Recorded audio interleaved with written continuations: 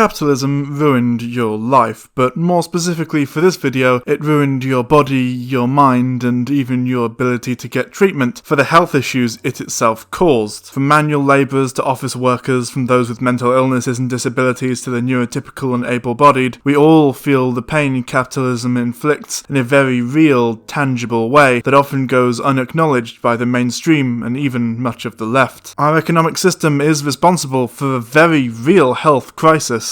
Allow me to explain.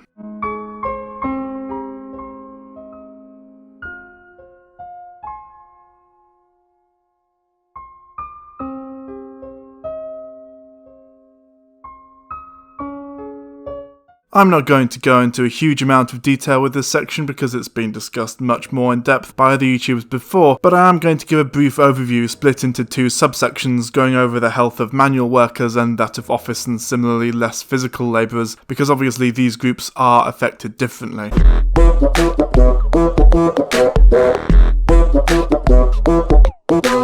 This should be obvious, but just in case it's not, physical or manual labourers regularly put their bodies on the line for what often amounts to pitifully low wages. These are the people who build our homes and hospitals, cook our food, make sure our Amazon deliveries arrive on time, and work so that our schools don't randomly collapse, killing everyone inside. And there are rules in place to protect them, of course, but how often and how closely are they followed? A lot of smaller, more independent building contractors cut corners in order to maximise profits, and what's a construction worker's life, safety and well-being when pitted against a profit motive? But even if we assume that all these rules and regulations are followed 100% or even a majority of the time, since we enjoy living in a fantasy land apparently, what do you think happens to a human body once it's been performing manual labour for 50 years? The wear and tear on all human bodies as they age, but that body more than most, is brutal. It causes severe and painful conditions which debilitate workers in later life, many of whom have little choice but to continue to put their bodies through hell, such massive unnecessary strain because, well, under a capitalist system, there is no real alternative to working for a living. And if it's a choice between irreversibly fucking your body up in the long run and being homeless and destitute, well, that's not really much of a choice at all, really, is it? But you may be thinking, after a certain number of years, they can just retire, right? I mean, it's not forever. Yeah, it sucks that later in life these workers have health problems, but at least that only happens in the latter part of their working life, a few short years before they're due to retire anyway, right? Wrong. Not only does this interpretation fail to take into consideration the lives and experiences of the countless people who are injured or even killed due to workplace accidents, those who suffer much earlier in life due to a number of factors, and the simple fact that living out the last years of your life as an elderly person debilitated by disability or injury is far from a desirable state of affairs, it also fails to acknowledge the simple fact that by the time millennials reach what the older generation might charitably call retirement age, in all likelihood the concept of retirement may no longer even exist, or at least if it does, it'll be so prohibitive either in terms of age or what the state pension eventually works out to be that it may as well not exist. 74 might seem like a reasonable retirement age for a bunch of politicians who mostly sit around arguing with one another, attending dinners with the powerful, and sitting in meetings discussing how best to lie to the electorate in order to benefit their paymasters. But for a bricklayer, for example, doing back-breaking work for upwards of 10 hours a day is not only realistic, it's horrendously cruel, borderline violence. My grandparents and my aunt were able to retire at 60. I will have to work 14 years more than they did, simply to reach the same point in my life. This, of course, is another cruelty inflicted by capitalism. The system made young people poor, so they had less kids, which meant a lower amount of people in work. So rather than making things easier for those young people, or creating a world in which one might want to raise children, they just support legislation to force them to work until they fucking die once they get older.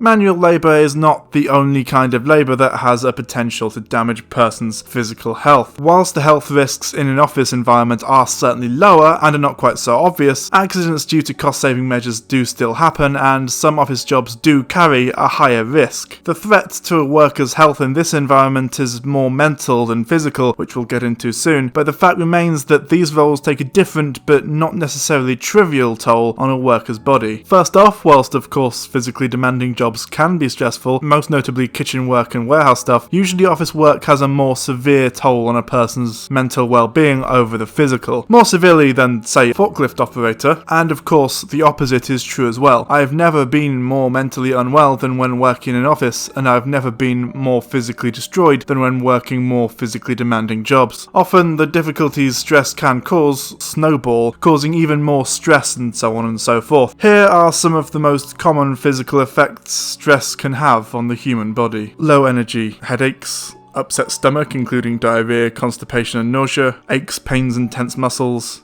chest pain and rapid heartbeat, insomnia, frequent colds and infections, loss of sexual desire and or ability, nervousness and shaking, ringing in the ear, cold or sweaty hands and feet, dry mouth and difficulty swallowing, clenched jaw and grinding teeth. And that's without even going into all the tangentially related health problems stress causes, like the tendency to comfort eat and or lose appetite, and therefore all health problems that come with overeating or undereating. Plus, of course, due to the low energy caused by stress, many people, myself included, feel the need to try to perk themselves up with, for example, copious amounts of coffee or energy drinks. Honestly, I drink so much 55p knockoff Red Bull, I'm probably going to have a fucking heart attack by the time I'm 35. But of course that's not all. Regardless of what HR health and safety may claim, humans were not designed to sit in front of a computer wearing a headset and barely moving for 8 hours a day, and doing so does cause some pretty weird and potentially long-term physical issues, which quite frankly would not be occurring under an economic system that prioritized needs, happiness and well-being over profits, productivity and greed. For example, there is ample research to suggest that if you spend most of your day sitting in a chair, like for example most office jobs, you face a higher risk of musculoskeletal disorders, obesity, diabetes, cancer, heart disease and more, even if you exercise regularly outside of work. Likewise, the way you sit in your chair can cause serious long-term health issues with your back, for example. Most companies will make you agree to sit in a specific way all the time, but let's be honest here, who is capable of doing that for 8 or more hours a day without shifting positions? Commuting has been linked to poor sleep, higher cholesterol, and an increased risk of depression. There is a condition called sick building syndrome, which basically just means that recycled and reused air used in massive office buildings can actually make you sick, often being up to 100 times dirtier than the air outside. And the list goes on, from working longer hours being a potential cause for heart disease, to the multitude of health detriments stemming from a lack of sunlight, to how staring at a computer screen for hours on end can affect your vision, to things like printers containing toner particles that can get in your lungs and bloodstream, which could lead to lung disease and other ailments. Basically, an office is little more than a death trap.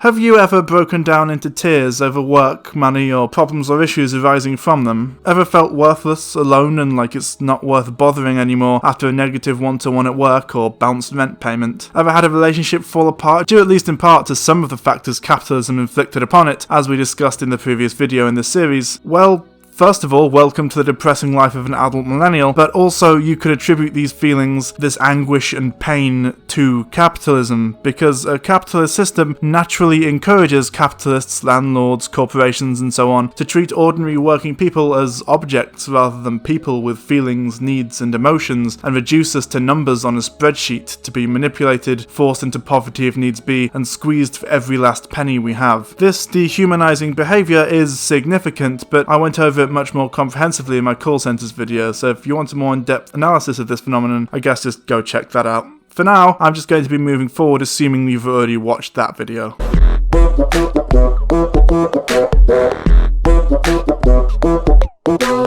Life under capitalism is hard and extremely stressful. In terms of work, of course, this is manifested through putting constant pressure on workers to perform, to maximize productivity and so on. Threats of unemployment are near constant as targets and expectations rise to ridiculous and unmanageable levels, and management have little choice but to pass down the pressure to perform and to push oneself beyond any reasonable level. Under late-stage capitalism, security and stability are quite simply not luxuries that working-class people are afforded anymore. Job security security is one thing, but almost every aspect of a worker's life nowadays is unstable and unpredictable. From hours worked to accommodation, as I found out recently when my landlord decided she wanted her house back and so gave me and my housemate 2 months to find somewhere to live, scrape together the money for a deposit and first month's rent, and all while continuing to pay her rent, under threat of refusing to provide a reference to a future estate agent, plus charging £104 for providing said reference. I had to borrow a lot of money in a short period of time in order to do so, and I'll almost certainly be paying that off for at least a year. There are even a significant amount of people who struggle to afford food a lot of the time as well, as austerity policies have pushed more and more people into desperate poverty, necessitating the existence of food banks and charities that exist to help these people out. Nowadays, workers have no job security, no financial security, no guaranteed working hours or fixed income thanks to 0-hour contracts, no guarantee that they'll be able to make rent or have a roof over their heads for the foreseeable future, and can't even be certain that they'll be able to eat without the charity of strangers.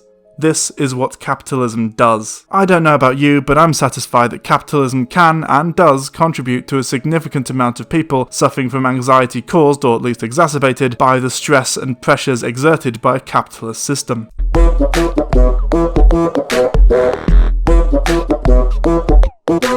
Capitalism makes you feel like shit. This is sometimes deliberate, in the same way that pickup artists' negging is deliberate, but is mostly just a byproduct, a logical endpoint, but not necessarily an explicit goal of the way capitalism structures our society. So what do I mean by this? Well, we are taught that capitalism is a meritocracy, that our goals are achievable with hard work, talent and drive, which necessarily implies that the rich work harder, are more driven, or just have that certain something which the rest of us simply do not possess. The logical inverse, therefore, necessarily implies that poor and working class people are in some way lazy, or worse, inherently inferior and or missing that special something. And then there's the pervasive influence of advertising in the media. Throughout the media we're shown examples of the amazing, privileged, glamorous lives of the rich and powerful, reality shows serving as aspirational content, glamorizing the ruling classes, our betters, from The Apprentice to the Kardashians to Cribs, and the poor are systematically demonized or made out to be dishonest, evil criminals in Benefit Street, Jeremy Kyle. Rip in pieces Jeremy's career, you classist fucking scum. Dogs on the dole, yes, that last one is real, often in implicitly or explicitly racist ways, since due to racist policies and the legacy of oppression, a disproportionate amount of non-white people suffer through poverty. A prime example of this would be something so flagrantly racist as Immigration Street, which was actually forcibly cut short because of the massive negative reaction the camera crew received when they showed up looking to make racist propaganda. Additionally, since advertising companies worked out that people will be more willing to pay for, or at least have more interest in, a product if it's associated with glitz, glamour and above all, sex, things have only got worse. Sex sells after all, and so every TV ad, billboard and movie trailer stars a plethora of beautiful, physically flawless people, mostly pandering to the male gaze. The end result of this is twofold. One, firstly, it makes ordinary, not physically flawless, not stereotypically beautiful women, and it is mostly women, though not exclusively, feel inadequate and suffer due to a perceived personal failing to adhere to an arbitrarily defined societal narrow definition of beauty. Everywhere you look, it's, hey, look how thin the housewives are, you should lose a few pounds. They enjoy a load of dick and shoes, why don't you? And, wouldn't it be nice to get on like the cast of Friends? But this is fantasy, reality just doesn't compare. Normal life damp and grey by comparison. No wonder everybody's miserable. And I mean literally everybody. Look at him, he's miserable, so's she and him. Now that is misery. Trouble is, while aspirational adverts at least serve a purpose, i.e. selling you stuff, aspirational programming doesn't. It just feeds the void, the sense of lack, the gulf between them and you. It stokes it up and up and up like a low self-esteem engine until finally, where can you turn for a solution? Where do you think? The solution being change yourself. Yeah, toss your wardrobe out, wear the same uniform as the rest of us. Or look how smouldering and happy Nigella is, maybe cookery will save you. Or saw your face off and get it remade properly. Yeah, maybe that'll help, maybe then you'll fit in. Surely it's a rum state of affairs when TV actively encourages you to hack yourself apart in the name of self-worth. I mean, hacking up a stranger, okay, that I can understand. But this is just sick. too. As well as this, it has the side effect of causing people who do fit within this paradigm to feel like their only worth is skin deep, and all that outer beauty is the only thing they have to offer the world, potentially pushing them towards eating disorders, cosmetic surgery, or even Botox. Everyone is beautiful, regardless of what some sociopathic advertising executive thinks, and conforming to some perceived ideal of beauty is not a requirement to be valid and beautiful. How does that Banksy quote go again? Oh yeah. People are taking the piss out of you every day. They butt into your life, take a cheap shot at you and then disappear. They leer at you from tall buildings and make you feel small. They make flippant comments from buses that imply you're not sexy enough and that all the fun is happening somewhere else. They are on TV making your girlfriend feel inadequate. They have access to the most sophisticated technology the world has ever seen and they bully you with it. They are the advertisers and they are laughing at you.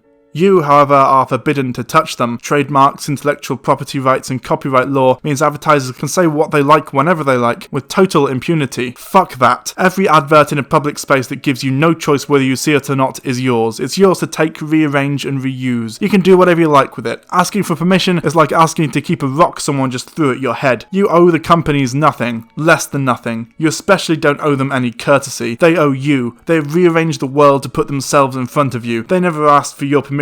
Don't even start asking for theirs.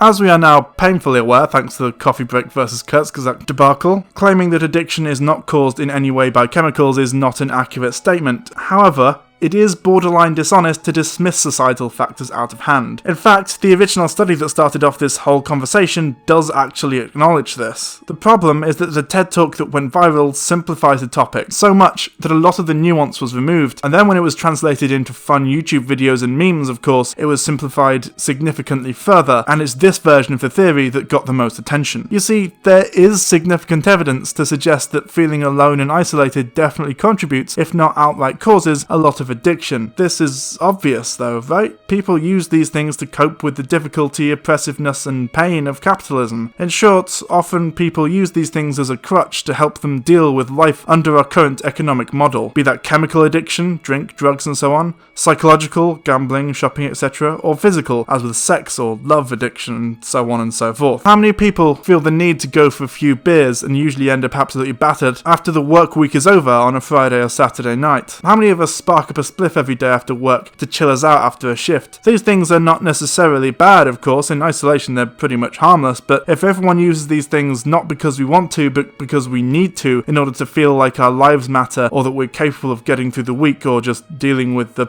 pain and struggle of our lives under capitalism, well, maybe that's a sad and extremely telling indictment of a society with fucked up priorities. I've both seen and experienced this firsthand. One of my best friends works a relatively stressful job and in order to get through it, goes for a couple of pints in his lunch break every day. Just to get through, to dull the pain. No one could tell me he'd still do the same if he didn't have to work that job. And as long-time viewers are no doubt aware, I am another example of this. The capitalist system fucked with my head, broke me down and made me feel worthless, empty and alone. It got to the point where the only time I could ever feel like I was worth a damn, like I mattered, like I was anything more than a parasitic waste of oxygen, was to perform cunnilingus. It wasn't true, of course, and with therapy I was able to fight this feeling, surpassing Rio Speedwagon in my powers of self-control, but I have come to terms with the fact that I will never really, truly be free of it. I suppose it's the same for all addictions, really. Addicts will never really be completely 100% free of the urge to relapse until the reason for their need to fill a void inside of them, often put there by capitalism, is removed.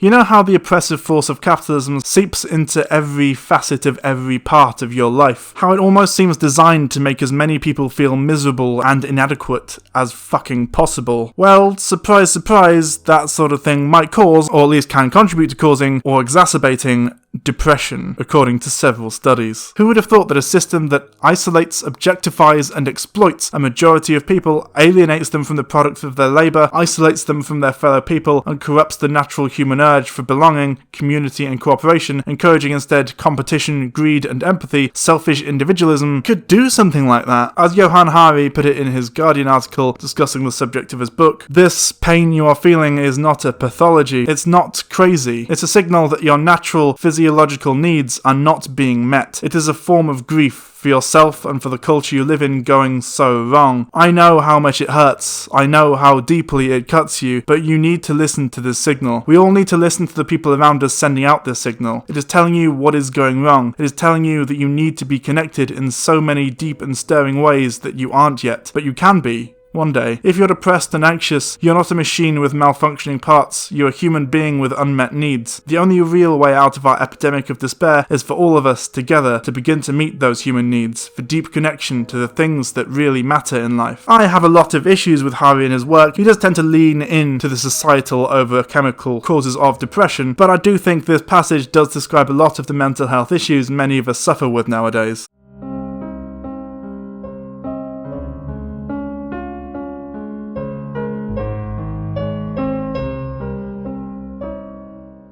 One may be forgiven for thinking, or perhaps hoping, that considering the massive health crisis capitalism is responsible for, it might be willing to also help fix it. But as you can probably guess, and are almost certainly aware if you live in a capitalist country, which is basically everyone, more often than not, this is not the case. You see, capitalism and its supporters have no empathy, no soul, and definitely no concept of fairness, morality, or doing what's right. The only things that matter are profit and power. Of course, exactly how capitalism affects your healthcare is entirely dependent on how the given healthcare system is structured. Socialized or private? Well, let's discuss each separately.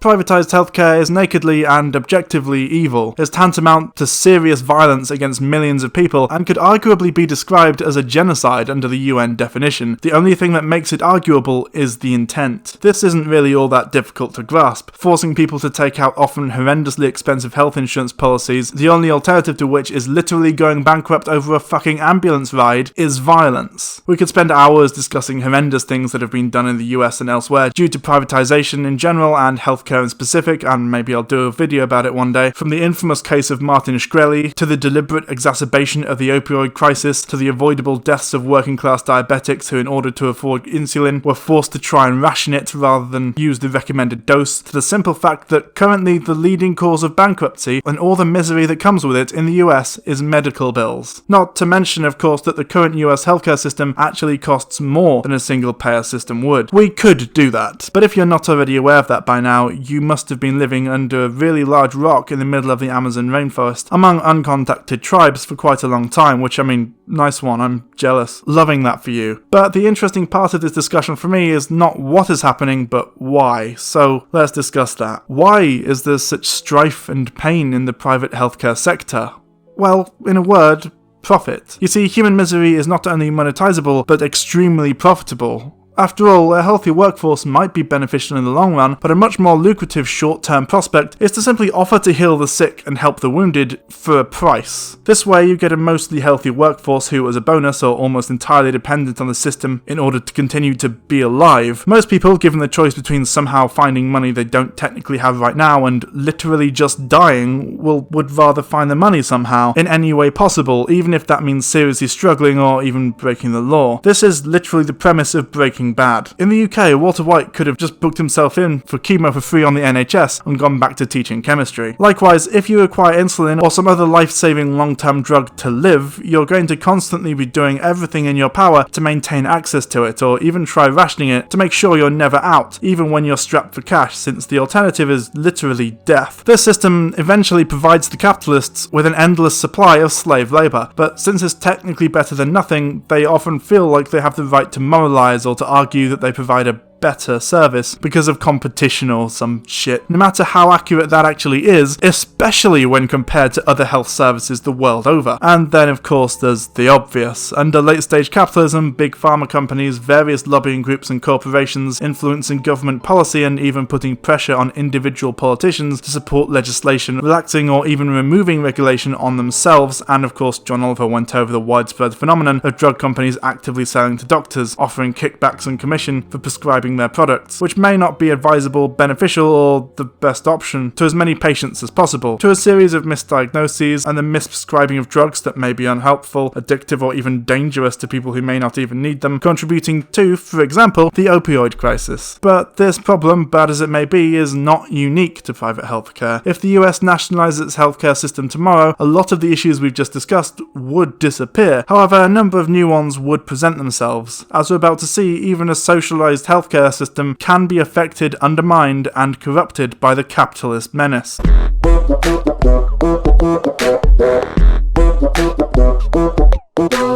So, you may be asking, how is a system that ostensibly exists outside of the capitalist hellscape still somehow affected by capitalism? Well, allow me to regale you with tales of the NHS, which we'll use as a case study because being British, it's the one I'm most familiar with. You see, lobbying power and corruption are not exclusive to countries with privatised healthcare systems. There are absolutely groups out there which would be only too happy to undermine, fragment, and irrevocably harm a social healthcare system. Enter Richard Branson, the Conservative Party, and Brexit.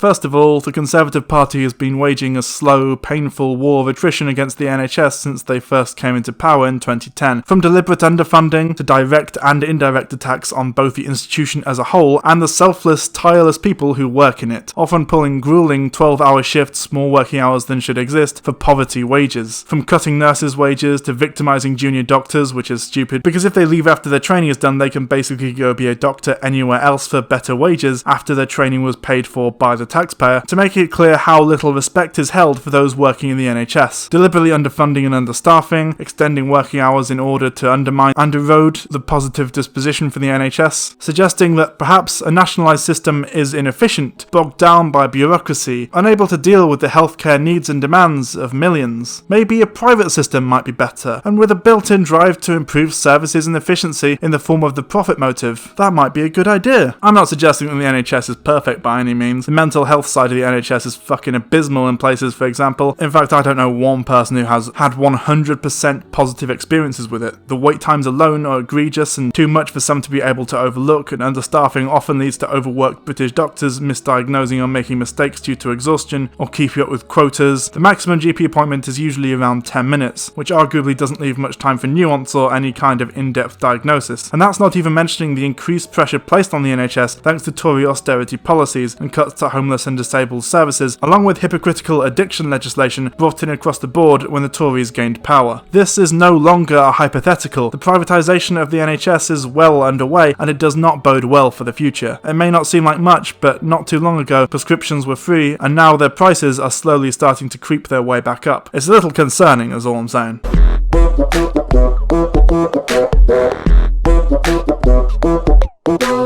You probably recognise Richard Branson. He's the charismatic British billionaire who's mostly known for showing off and being a pretentious wanker, and his obsession with flamboyantly self-aggrandising bullshit. If you're in the UK though, you probably know him for a very different reason. You see, Richard Branson's Virgin Care won a contract to provide certain healthcare services in parts of the country instead of the NHS in exchange for a fee from the government. This utterly failed. The services provided were significantly worse than they had been under the NHS because, unsurprisingly, the overwhelming power of short-term profits over providing good services and saving lives that pervades all of capitalism doesn't translate into excellent service when compared to a system that literally only exists to provide a service with no profit motive. Predictably, the NHS decided to stop paying Branson to provide a worse service than they were already providing for free, which enraged the man so wealthy he could fund a rocket to take his rich mates into space for $250,000 a pop, and, being a heartless monster devoid of empathy, he turned around and sued the already underfunded NHS for an unspecified but presumably extremely high, considering the value of the contract, amount of money. And this is after Traingate, probably the single most pathetic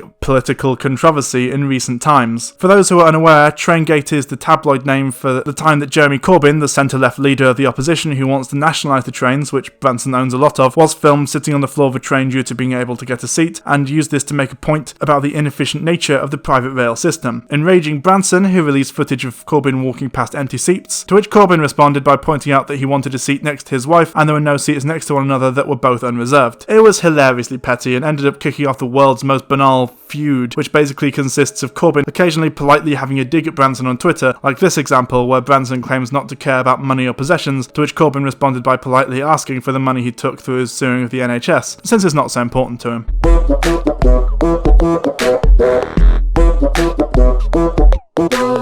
This last section will be quite brief because we've covered most of it already, but just a brief overview of the effects Brexit is having on the NHS. 1. The NHS relies heavily on EU migrants to work as doctors and, more urgently and crucially, nurses. Native UK workers training or applying to become nurses are not anywhere near to replacing those we may lose due to Brexit, or even those we've already lost due to the uncertainty Brexit brings, at least in part due to the low rate of pay nurses receive for such a highly skilled job that requires years of training and is pretty objectively one of the hardest jobs in the world. 2. Outside the jurisdiction of the EU, the UK will no longer be beholden to follow any rules set out by the EU, such as, for example, the ECHR, European Convention of Human Rights, which the current government has already expressed an interest in repealing as soon as possible, multiple times, and has been railing against for years because it doesn't allow them to torture prisoners or terrorist suspects or to go full authoritarian. 3. Without the EU single market, the UK will be forced to make significantly less beneficial and actually anti-symbiotic trade deals, almost to the point of being parasitic. Unfortunately, as Trump's recent visit to the UK demonstrated, these deals may involve using the NHS, and therefore the lives of millions of people, as a bargaining chip. There is a very real possibility that Brexit could cause the NHS to devolve and become an American-style insurance-based system over the next 10 years or so, just in time to be totally incapable of dealing with the health issues arising from the impending climate catastrophe. If you have a problem with your healthcare system, it's significantly more likely to be due to deliberate underfunding, or in the case of a private healthcare system, the simple fact that corporations see people as statistics as ways to generate profits, a desperate, captive, profit-generating population ripe for exploitation. They don't give a shit about the quality of the service, all they care about is siphoning money out of your bank account and into theirs, even if that means doing something so brazenly evil as to charge a mother for the right to have skin-to-skin contact with her newborn baby.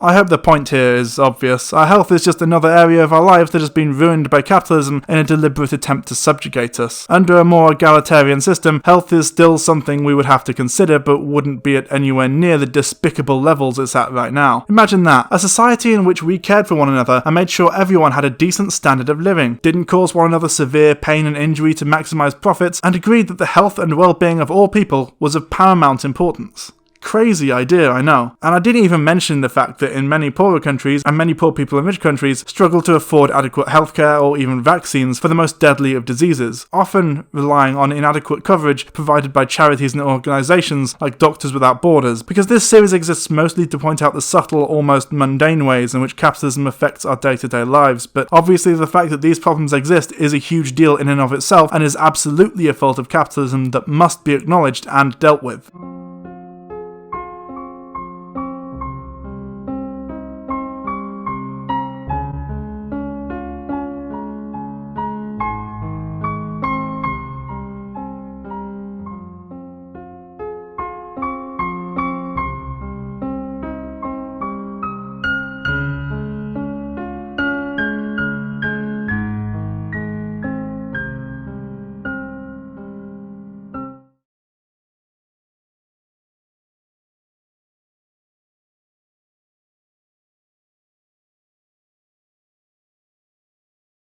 I was working in a pornography distribution warehouse. My manager asked me to take a large box down from a high shelf containing 1,000 copies of the classic film Come Drippers 2. Now, I was given the wrong type of ladder.